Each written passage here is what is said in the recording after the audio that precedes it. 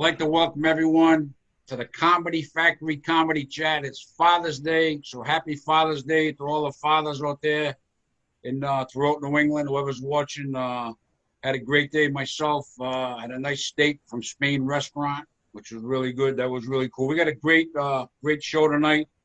I have a very funny comic I started out with back in 1991. We used to do open mic nights at the El Torito in Norwood, Mass. with some all different kind of comics came through there.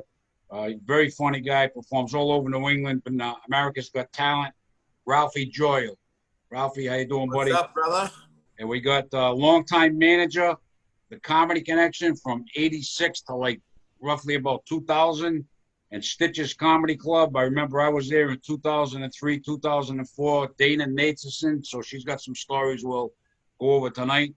We've got Larisa, Entin, who's a nurse by day, and she's been involved in both improv and stand-up comedy. I saw one of her sets. I was at the Wage House. Yeah, at the Wage House. She sent me a link, and it was awesome. And I've seen her perform live. She does a great job. We've got a young comedy couple. They're separate, but we got a young comedy couple. I call them. I met these two back in Fody's Tavern in January, Nashville, New Hampshire. Great to meet them. They've been great to know. We got Nick LeBoeuf. Nick, you have your own. Tell you about your YouTube channel. Yeah, so I have Goalie Smarts with Guillaume Duclair, which is why I'm working at the rink that you see in the background. It's a hockey-themed comedy series. And then I have LeBoeuf Comedy, where I post my stand-up and any sketch that's not related to hockey. Yeah, so. and Nick's been helping me. He videotaped me a couple of times, and I've sent him some old videos, and he's been putting them on my YouTube channel, on my Comedy Factory page. He's been a great help. And we have a very funny Holly Johnston, who I met at Fody's, also Nick's girlfriend. Nick's girlfriend for about a year now, right? About a year. Almost a year. So we got a budding comedy romance. Comedy romance. But it's great to be here tonight. I guess I'll go over to Dana. Dana, I first met in 91. I went to the Comedy Connection. I remember one week I won a contest there and I hosted, and Dana was tough. She told me, I went up to host the show. You're going to say this, this, this. And when the show's over, you're going to say these 15 things. And she was really tough. She was tough. But I got to become great friends with her over the years. And she softened up. But what was it like managing the Comedy Connection and the comedy boom in the 80s? Well, I tell you, Johnny, you know how when we started, when we opened up in 86, we had a line around the building. 5 nights a week we were open. And we were closed Monday and Tuesday, open Wednesday through Sunday, and we had a line around the building every night. And and Friday and Saturday nights, then it was sold out, both shows. Friday and Saturday. I turned that room over in 15 minutes. Wow. Yeah. And we had that was where it was at in the 80s comedy. And I was very tough, yeah. A lot of comedians not happy with me, but I was. Now they're thanking me. Ralphie's laughing. What were some of the big names? You scared me, Dana. You did. I scared a lot of them. She scared everybody. Yeah. Joey said I scared everybody. Yeah. What were some of the big names that you saw a lot of big names go through there? What were some of the big names? Well, I mean, so many. Some good, some good, some not so good, but. Yeah. I mean, Kevin James and Gary Valentine and Bob Saget, Sherman Helmsley. That was kind of not the best show. Bobby Collins, one of my favorites. Amazing Jonathan, Bobby Nelson. I mean, I could go on and on. I mean, trying to think. I met Rosie O'Donnell. We worked with her. Rosie O'Donnell was at the Connection? Once worked with her. She kind of hit on me a little bit.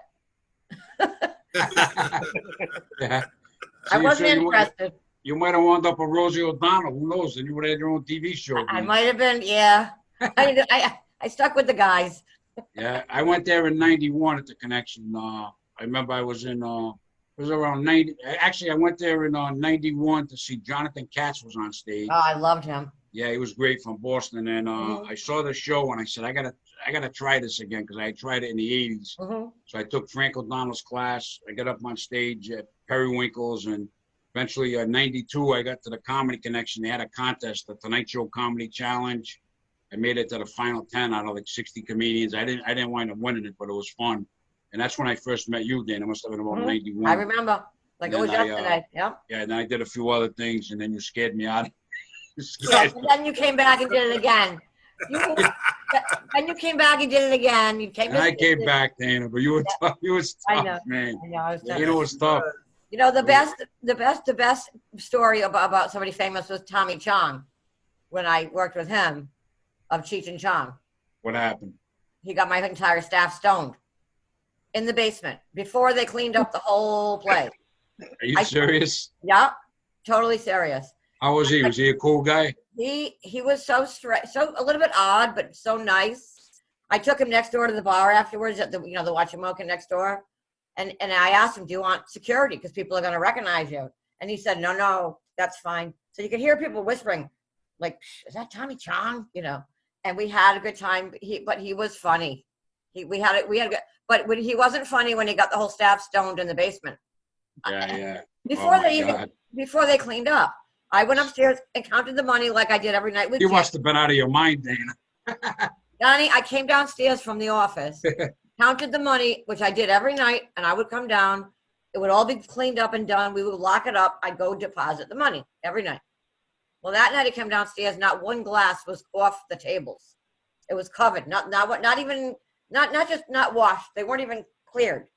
So They're all stoned. And there was not one staff member to be found. And I was like, hello. I was like, what the H? And I went and I followed my nose and I went down the basement. There was a big old basement because it used to be a restaurant. You know the place, the downstairs. And they were all sitting there, the entire staff, everybody except me, passing a big old fatty with Tommy Chong. And what'd you do? I said, are you kidding me? Like, how could I be mad? Because you can't really get mad. How often do you get an opportunity to get stoned with Tommy Chong? That doesn't happen. No. So these people can tell their grandkids a story, So, yeah, but then I said, at least go outside or something. I said, come on, go clean up. I got to. I remember meeting the great Kevin Knox a couple of times. And one time, him and I, you, and I think it was Patty Ross. There were a few of us went over to the bar after the show. But I watched Kevin Knox. I had never really seen it. He was awesome. And they say he was the greatest guy. He seemed so nice to me. He was a great guy, and he passed the cancer quite a few years back now. But he was a big headliner from Boston. He was an awesome, seemed like an awesome guy. Very, very close, as you know. Very close. Kevin and I. Yeah, he was the best. Him, some of those guys, Gav and Fitzy, who's passed, sadly. There's so many that are going up to heaven, and Rich Seisler, and there's just, Yeah, a lot of years went by. Yeah. We'll talk about stitches in a little while. I got Ralphie Joyal. Ralphie Joyal's in the house. Hey. I started with Ralphie. We're getting up there, Ralph. I started with you in 1991 at the El Torito in Norwood, Mass. There was an open mic every Saturday. I went down there. J.A. was running it, this guy J.A., and he wouldn't put me up the first time. He finally put me up. And I had fun, and I went every Saturday. We went every Saturday. There were tons of comedians. Oh my God, who were some of the guys that went through there with us, Ralphie? I know Freddie Stone was there, and Dane Cook was there. Dane Cook. Bobby Kelly, because they were all in Al and the Monkeys. Yeah. Mike Pryor. Yeah. He was there. Bob Connie. I remember him being there. Mark Scallier was there. Yeah, Mark Scallier. I think Mark was there. Yeah. That was a long time ago, brother. I know all those guys used to work for us with the connection, too. Ralphie was a force to be reckoned. When Ralphie started, he's a great comic. When you came out of the box, when I met you, he was winning almost every week. They had a contest, Nick. He was winning almost every week, Ralph. You were killing it. You were tough, man. You've always been a great comic, but I never forgot when I met you and I didn't know you and I just started meeting you. And I was like, wow, this guy, you were unbelievable. You would smoke that room. I never forgot it. You always stood out in my head as the best comic over there. When I remember those days, Oh my God. 1,000 years ago.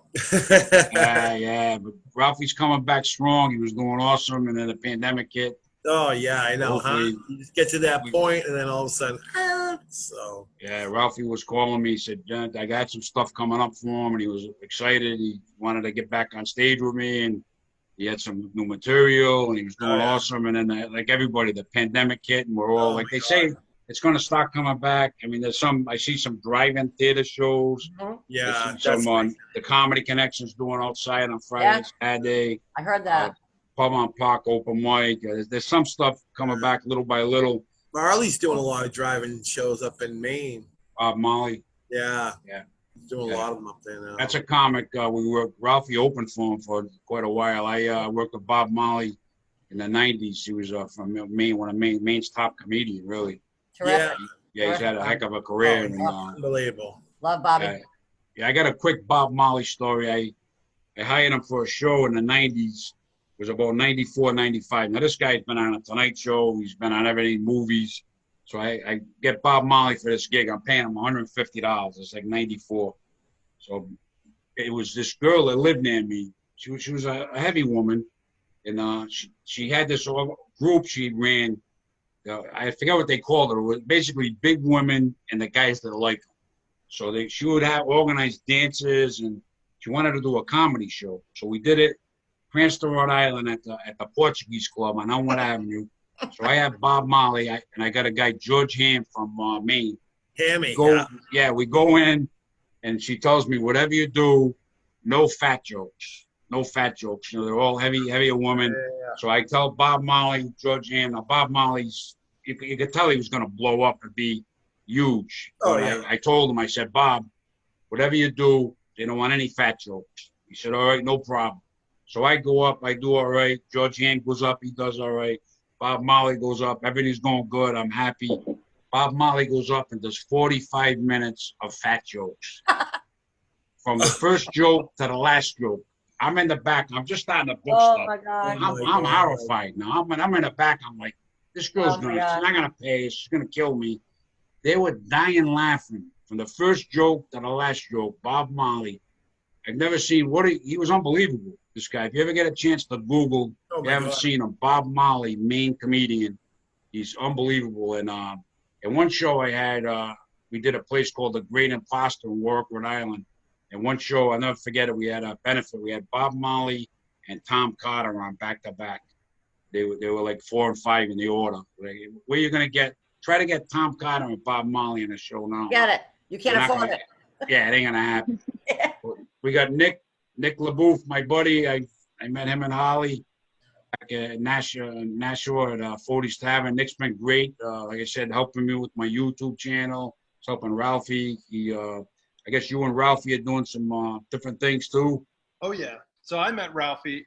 I told this joke, Ralphie. I don't know if you remember this, but I had this joke where I would say, I get up on stage and I'd be like, all right, guys, this is great. I just quit my full-time job to pursue comedy full-time. So if anyone's looking for weed, let me know. And and then Ralphie came up to me afterwards and was like, do you actually sell weed, or like? Out there, bro. I gotta ask. Yeah. And then I've been working with comedians for a long time. A lot of them are older than me. And when I write sketches, I need a variety of people. And it's particularly hard for me to find men over their 40s that could potentially play like my dad. My dad generally supports my comedy career, but he is, someone's filming the Zamboni. Excuse that noise. He supports my comedy career, but he's really busy, and Ralphie loves the videos, and he's a great time. So anytime I need an adult male to play my fake father, Ralphie's the guy I call. He does a great job. Remember the clip we did at my bar room there with we had the guy. Don't give it away yet, because I actually brought that up on the last podcast. Oh, okay. Yeah, but we did it. We half finished this sketch, and Ralphie has a nice finished basement with a bar, and it's a cool place to hang out. And I also use his house for a lot of stuff. Just watch out that Ralphie doesn't touch you inappropriately over there. Get your Too late. watch out. You don't want Ralph doing anything over there. Oh, it's fun. All like Ralphie. when we go to, no, not that. Oh, no, I didn't mean like that.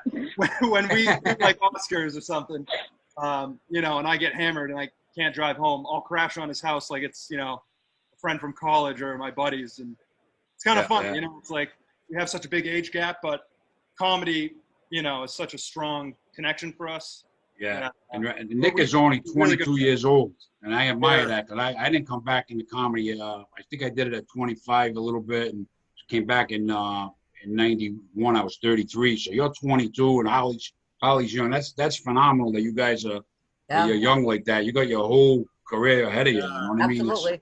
It's so hard to come back too once you leave. You know what I mean? Yeah. That's the hard thing. Like I said, I left in 99. Yeah. And then I got back 2012. Yeah, it's tough. You've come back strong, though, Ralph. You've done phenomenal. Yeah, we're glad you came back, Ralph. Oh, I missed it. I missed you, Dana, too. That's Ralph, you're Larissa, we got Larissa. Larissa's a nurse by day. She's a first responder, nurse on the front lines. So we got to applaud you for that. And thank you. You got into improv. Thank you.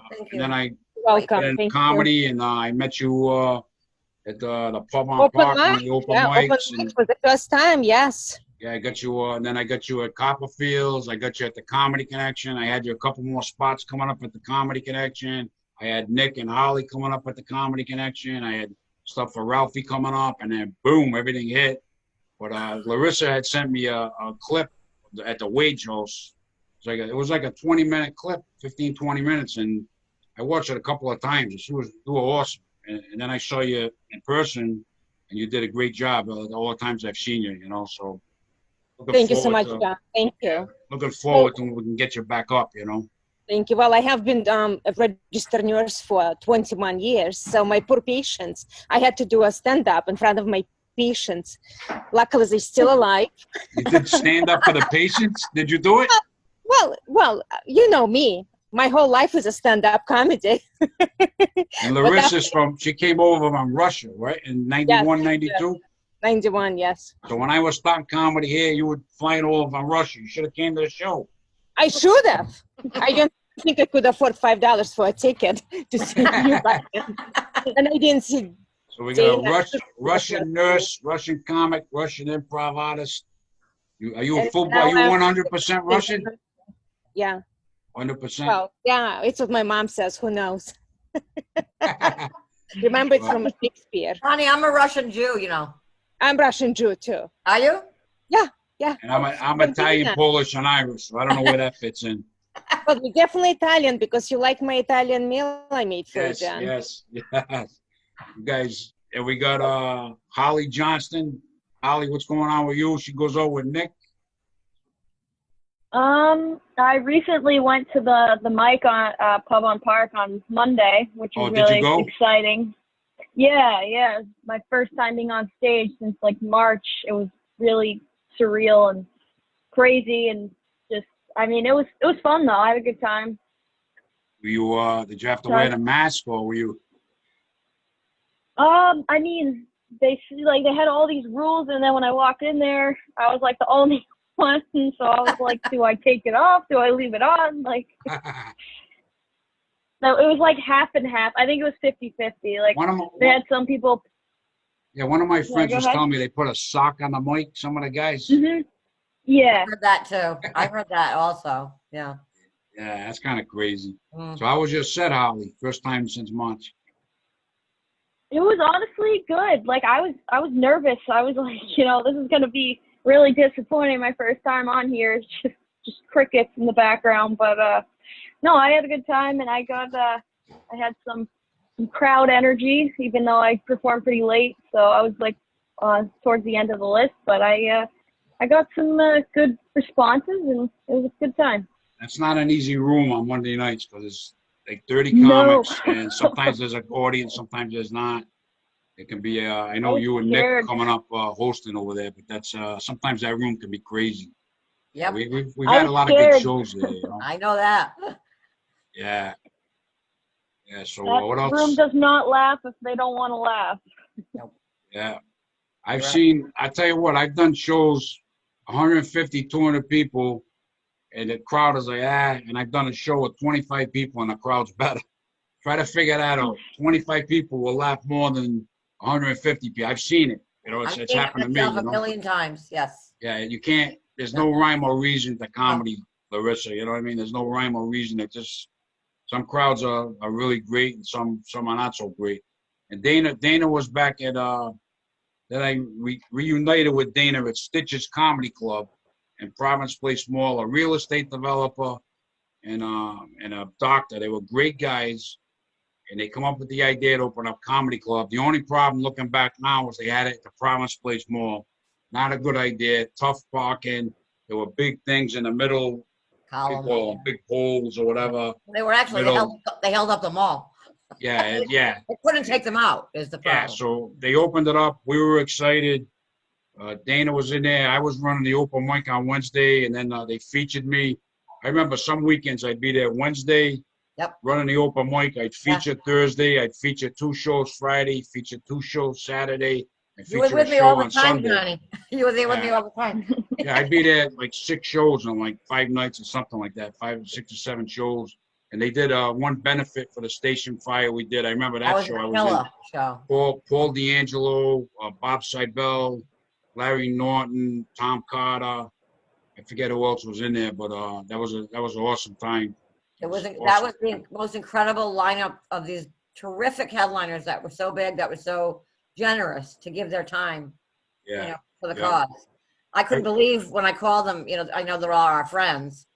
Thank God they, a lot of them, used to play the Connection, and they came with me to Stitches, which was a big move, and they did it pro bono. They did it for nothing. And I can't, that was an amazing night. I'll never forget it.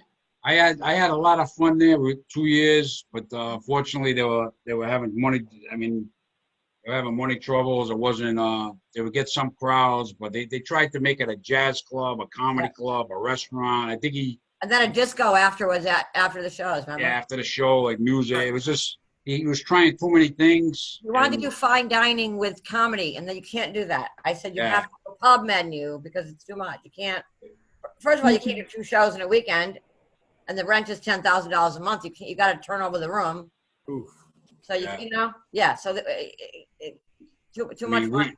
I mean, we had a lot of fun there. I had a lot of fun there. I met other comedians that came through that I got stage time for, and it was fun running the open mic. I was excited, and it was it was too bad they went. You don't want to see any comedy club go down. They went after 2 years. They went down, unfortunately. Yep. Sadly.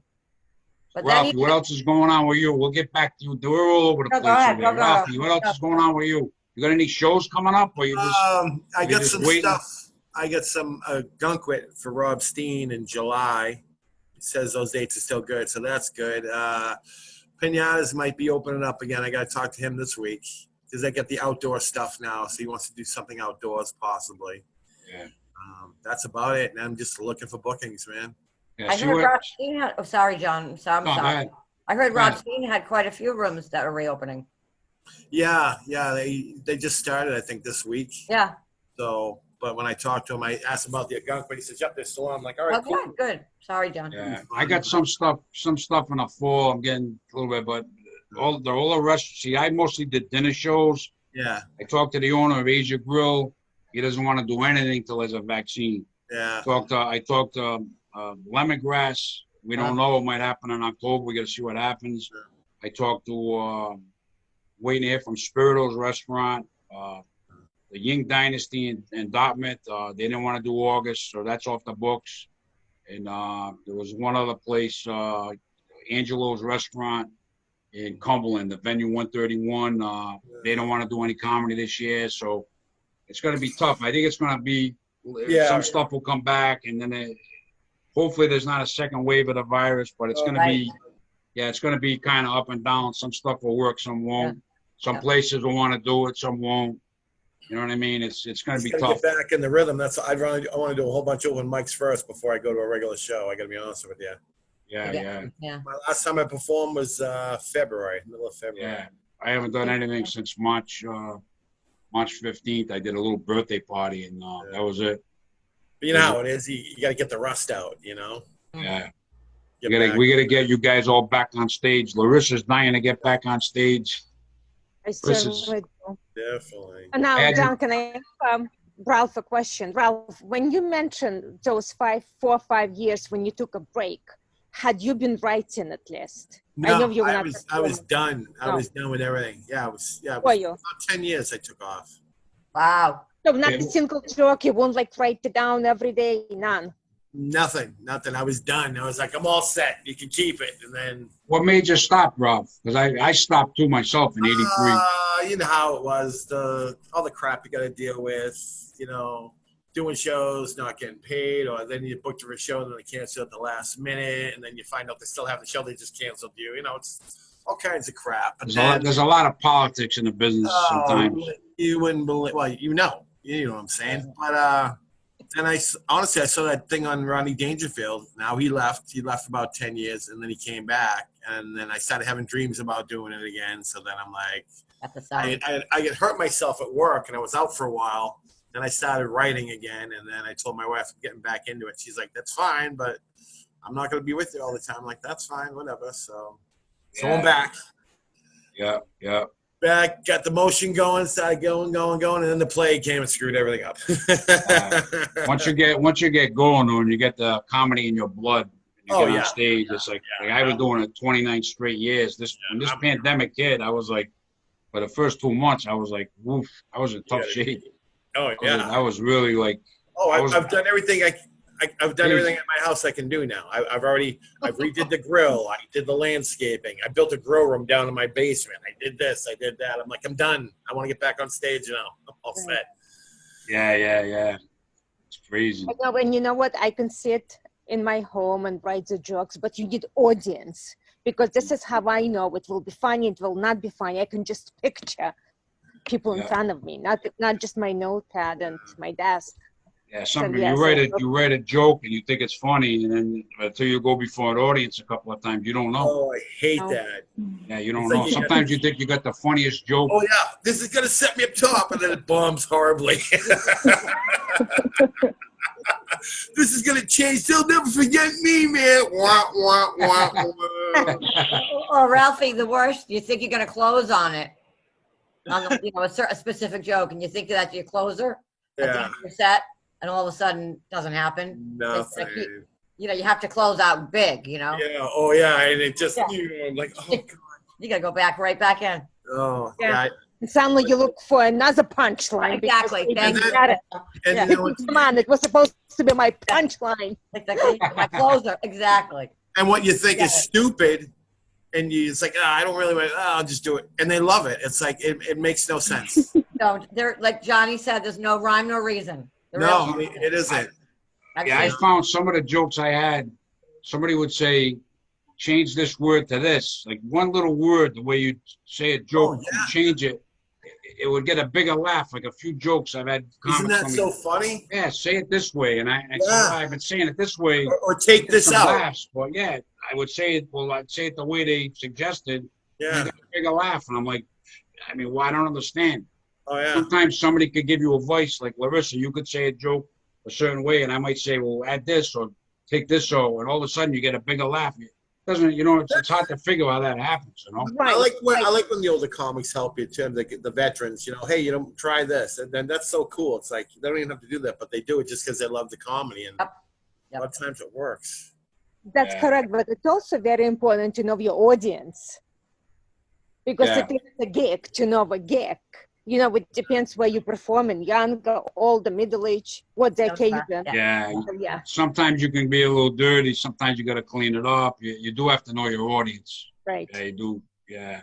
I had an instance one time where, now me and Holly remember all the Nickelodeon shows like iCarly. I have this joke about iCarly because I work at the rink, and one of the premises of iCarly was that she had a webcast and she was like a internet celebrity. So I have this joke where, I talk about the Zambonis breaking down, and I say, when the red light turns on that says low fuel, you have 5 seconds to switch the tank before the engine dies, strands you in the middle of the ice. People start to realize you're the kid from the YouTube videos.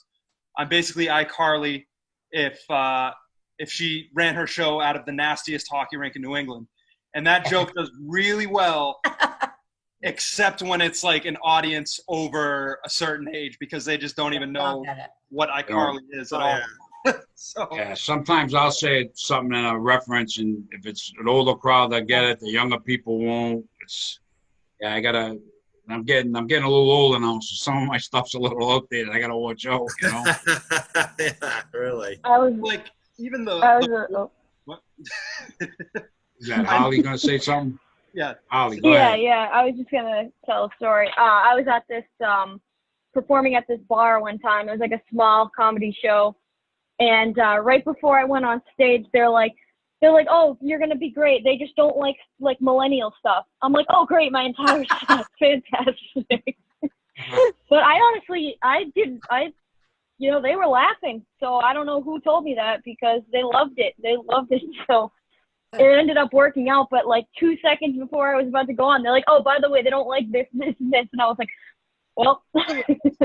I tell you what, when I went to 40's Tavern in January, I hadn't met Nick and Holly yet, and they were both very, very funny. And then I had them come down to the Comedy Connection. They had great sets over there. You guys gotta, I admire the young. You got the whole world ahead of you. Not that we're all big time old, but you guys, in your 20s. And, yeah. Oh my God. You know what I mean? Geez, I'd give anything to be in my 20s against starting comedy, starting out in the business. Young comic. So you got the whole world ahead of you. I can't say that enough. I wish you guys the best, because I'll be gone and you guys you might have your own sitcom. Who knows? Thank you. I look forward to seeing the three of you that I have not seen yet.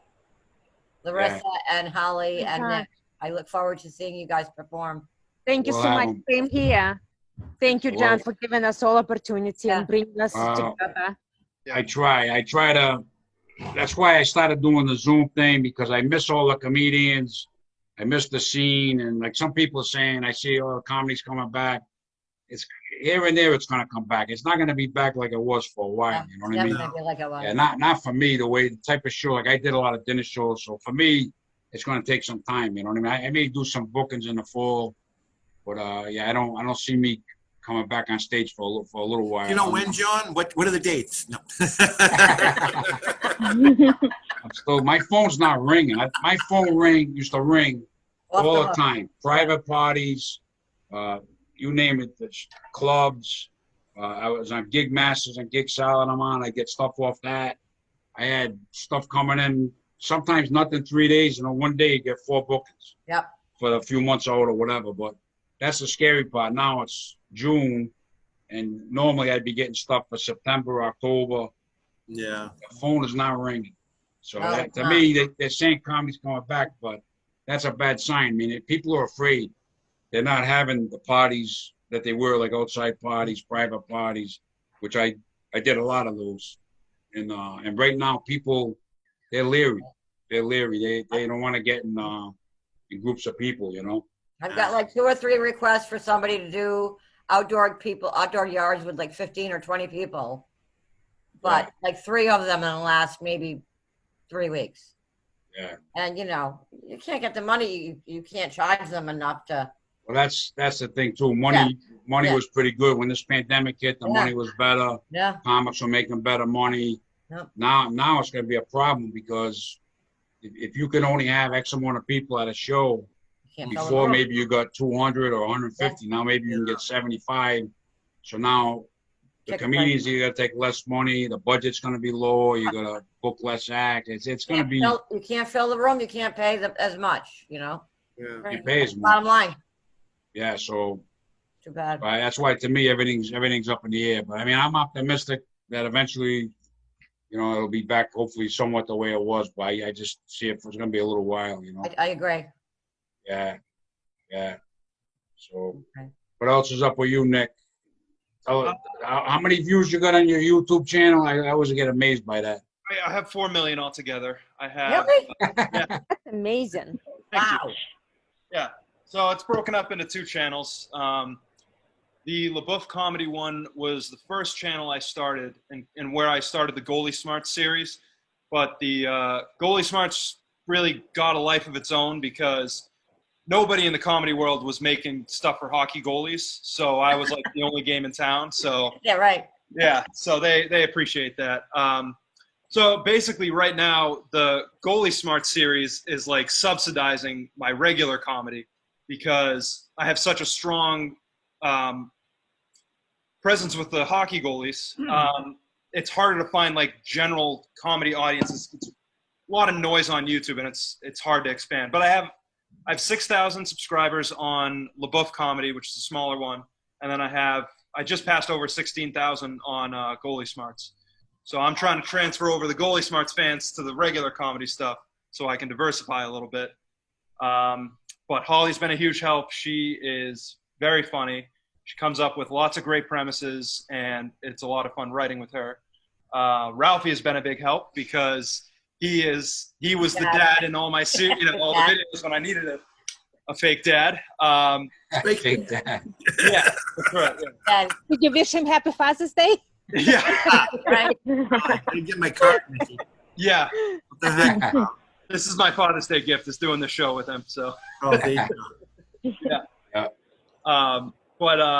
Yeah, I remember, Ralphie, the first Goalie Smarts, was that the hockey parents one?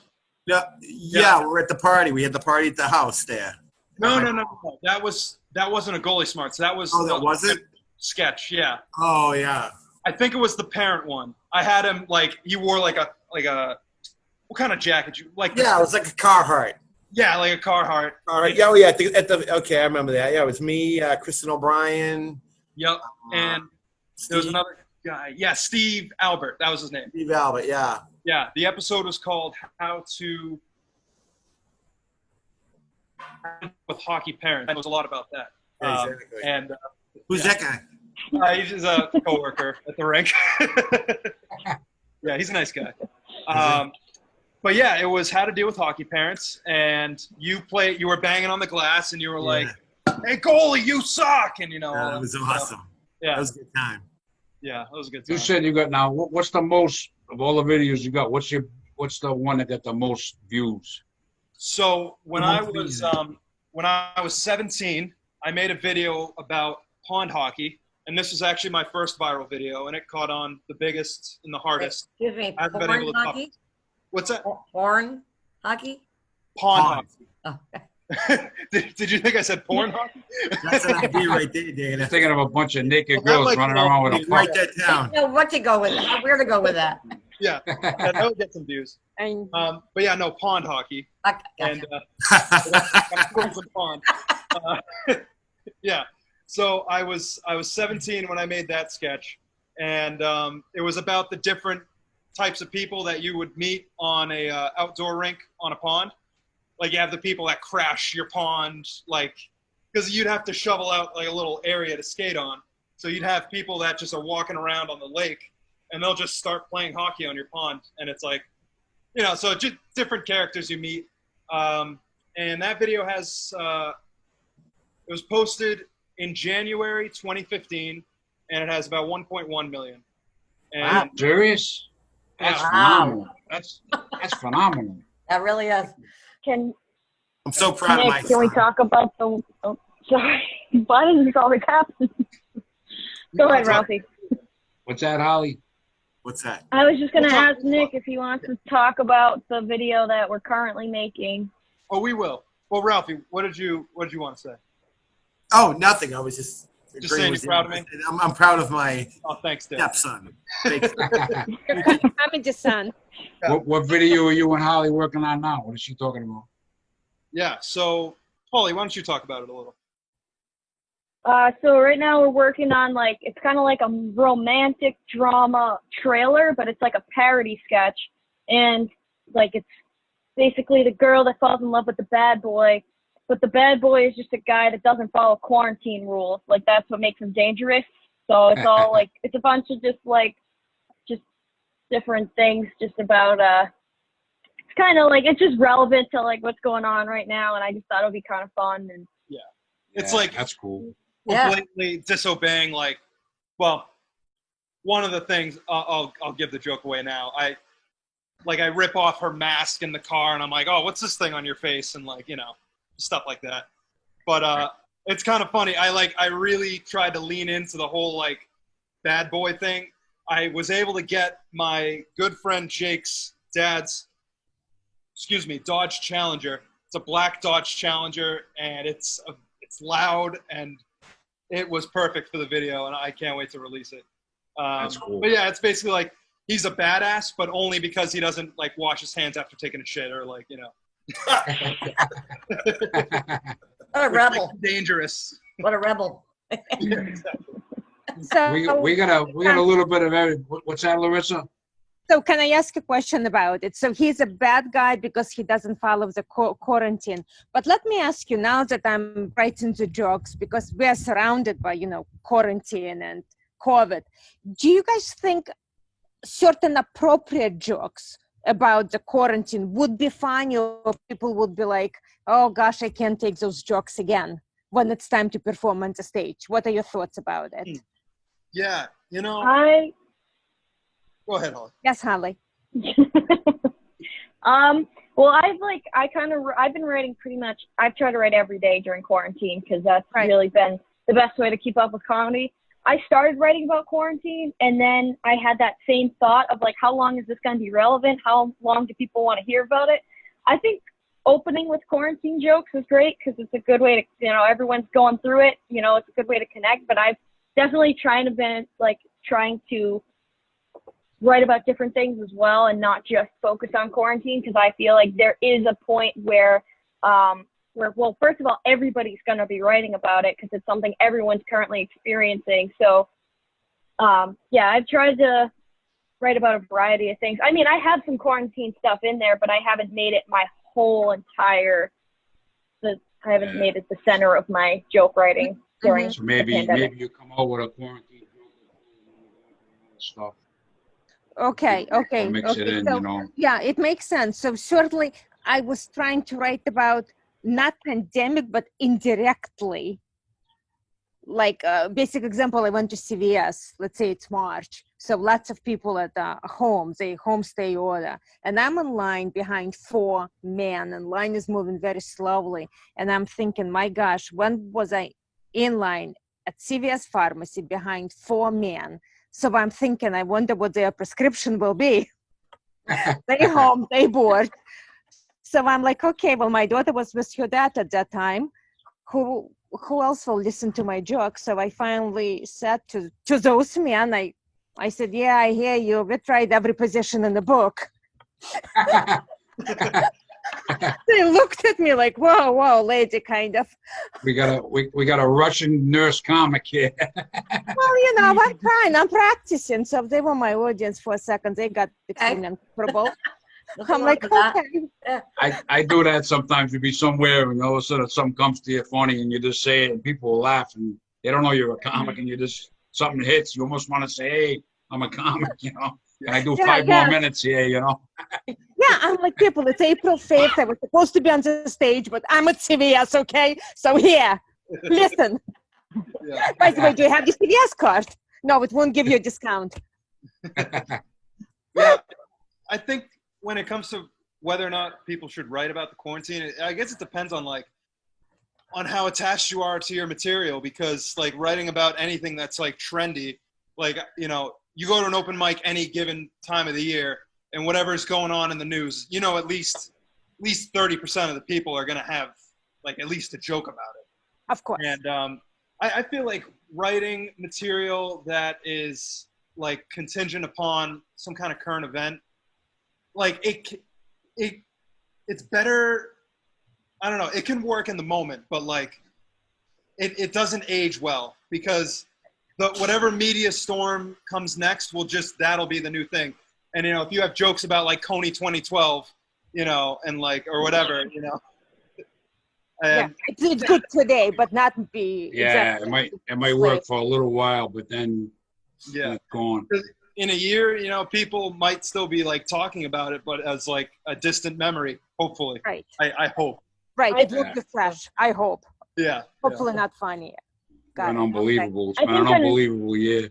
Yep. Yep. Ollie, you going to say something?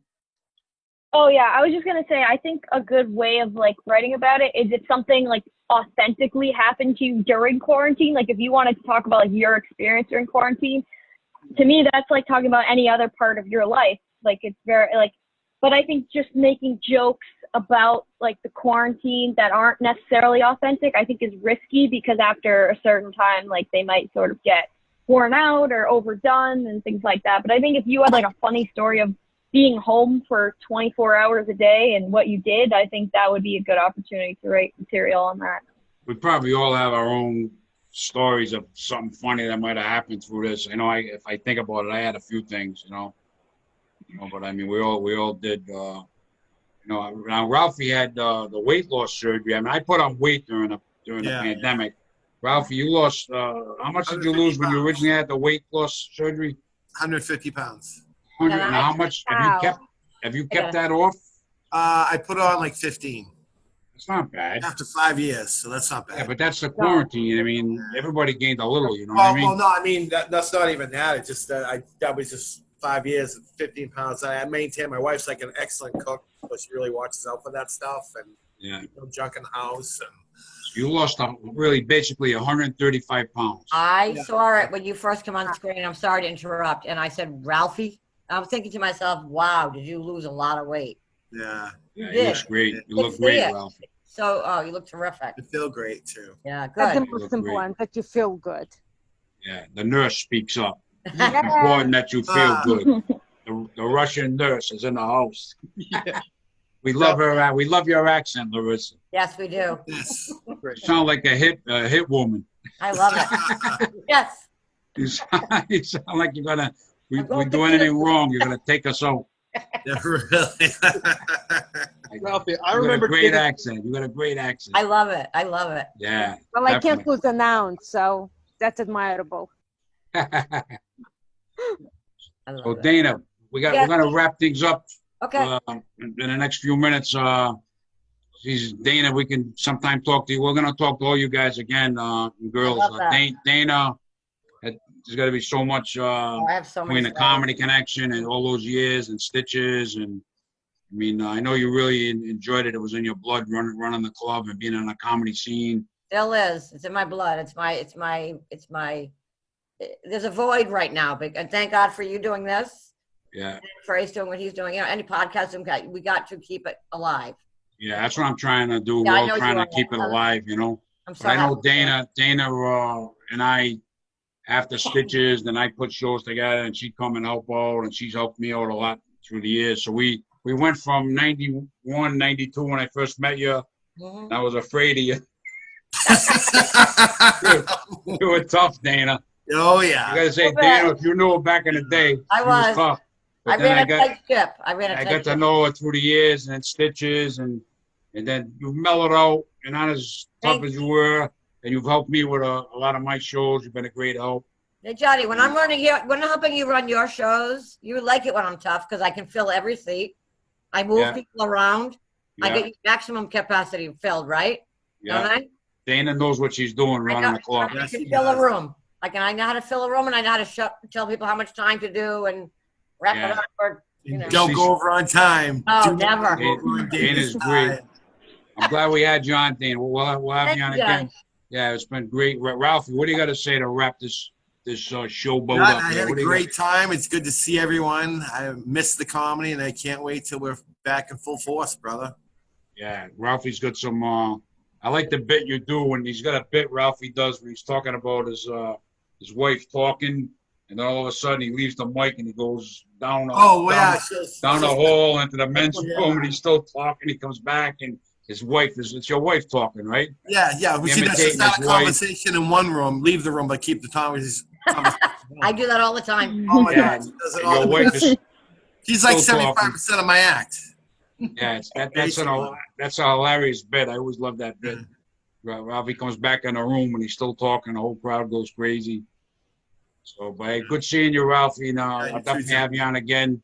Definitely. It was great seeing you. And Holly, what's going on? What do you got to say to wrap this Comedy Factory chat up? Well, first I just want to say thank you for having me on again. I really like doing these chats. They're a lot of fun. I like hearing you know, what comedy was like back in the day and hearing different people and what it was like when they were starting out and where they were performing. And I think it's really inspiring to just see just how crazy it is, like looking back and being able to start so young and hear about these people starting like when they're older, and how, like, you know, people tell me that it's good that I'm starting young, and I'm just excited for everything to come. Oh yeah, you and Nick are in a great spot starting so young. You know what I mean? Larissa's thanks for coming on, Holly. And Larissa, she's still young. She's not in her 20s, but she's still young, and she's ready to get at the comedy scene. She was chomping at the bit. She was all excited. I had some stuff for her, and then boom. But I'll have stuff for you again for all the comics. I'll have one thing I do is I work hard at getting stage time for comics. I like to get them on stage, the new comics, the veteran comics. So hopefully things eventually come back, and I can help everybody out again. You know what I mean? Thank you. Yeah, thank you, John. But listen, the most important is that we all stay healthy. Stay healthy. I know you did great at the Comedy Connection. I had you at the Comedy Connection. You did. And you did awesome. Yeah, shows. I was supposed to be in your comedy. Was it in July comedy competition, Rhode Island comedy? Yeah, we had a comedy competition, and yes, I started getting in trouble just so I can have a material. No, just kidding. You know, also we had we teach a comedy class every year, and we start in September, but we're not going to do it this year because there's just too many question marks. We can't do it. That's a shame. Because the graduation show, we would draw 200 people, and that's not going to happen. So we're going to have to hold off on everything's on hold. A lot of, like I said, some stuff's coming back, some stuff's on hold. It's just going to take a while, My man Nick, the YouTube genius. What do you got to say? He's at the rink. That's right. I'm at the rink. At the rink. Are you at Lawrence? I'm at the Ice Center in Salem. Actually. Oh, okay. The other one. This is the other rink I've secured as a filming location. Coming live from the rink. Nick LeBoeuf. Porn hockey is happening. There's a lot of good hockey players in Russia. We beat you, though, in the Olympics. And I think we're, 81? Yeah. We beat you guys. Yeah, we did. Miracle on Ice. I did a sketch about Jim Craig. Miracle fans out there. Well, John, I love doing these Zoom meetings. I love helping you with your channel. I love helping Ralphie with his channel. I would love to have you in a sketch, John. Actually, I have a role I think you could fit. We'll talk about that later. That mop one we were talking about. And that's a dad. Stepdads. But I'd love to do it, man. You've been helping me. I definitely love to come down and do it. Yeah, that'd be awesome. Ralphie, I remember you right before shit hit the fan. You had this joke about masks that aged like fine wine, and I remember you had this little tag. I think the joke. Can you say the joke? Yeah, when I talk about being scared, so I'm basically scared of everything. I'm scared of Asians that wear surgical masks out in public. What do they know that we don't? Why won't they tell us? Now we know why. But and he wrote that way before any of this stuff happened. Wow. Genius. He saw it coming. Ralphie sees the future. Well, I do the alien now. Does that mean anything, Nick? Hopefully not. Next thing you know, Sully the wicked frickin' alien is going to be a real thing, Dr. Fauci would ask you to be his advisor. Dr. Fauci, what? Would ask Ralphie to be his advisor now. Ralphie, it's genius. Yep. That's right. But, you guys have been great. We're gonna wrap it up. Dana Nathanson, manager, Comedy Connection, Stitches, great friend of mine. All you guys, great friends. Dana, thanks for coming on. Thank you. Ralphie Joyal, started with him in '91. We've had a long history, and we talk on the phone and we keep in touch. And I'll have more work for you when things get better, Ralphie. Nice. Great guy. Holly Johnston, hilarious.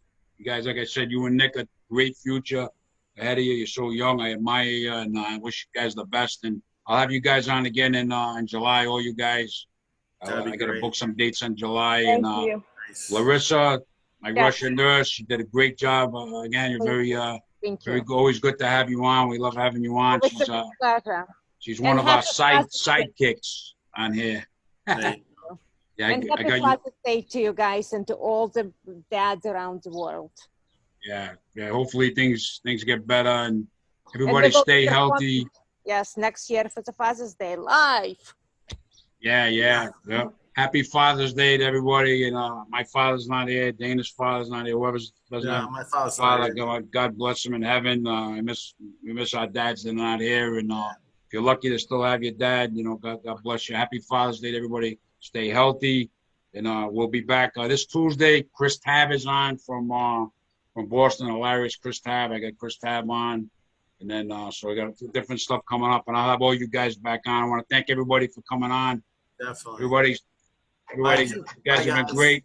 Thank you, guys. Nikki, give me a call this week. Thank you. Thank you. All right, guys. Thank Good you. night. Bye. Yeah. Mwah. Bye, everybody.